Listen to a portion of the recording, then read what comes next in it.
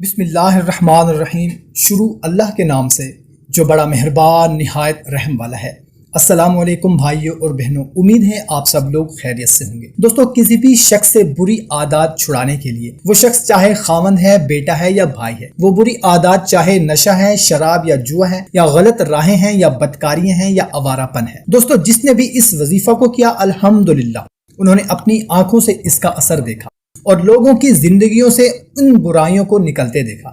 ہزاروں مثالیں ہیں۔ بہت ہی آسان وظیفہ ہے، کرنا یہ ہے کہ روزانہ 11 بار اول و آخر درود ابراہیمی اور 1100 بار اللہ تعالیٰ کا یہ صفاتی نام یا قہار یہ پڑھنا ہے۔ اس کا مطلب ہے اپنی مخلوق پر پورا غلبہ اور اختیار رکھنے والا۔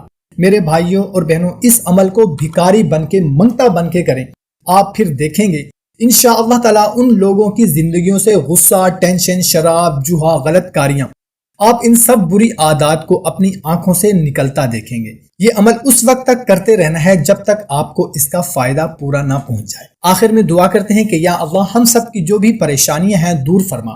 دوستو، اپنے لیے اور دوسروں کے لیے بھی دعا مانگا کریں، اس سے آپ کی دعاؤں میں اثر بڑھ جاتا ہے۔ اچھی بات کو شیئر کرنا صدقہ جاریہ ہے۔ ہمیں دے اجازت، ملتے ہیں نئی ویڈیو میں۔ اللہ حافظ۔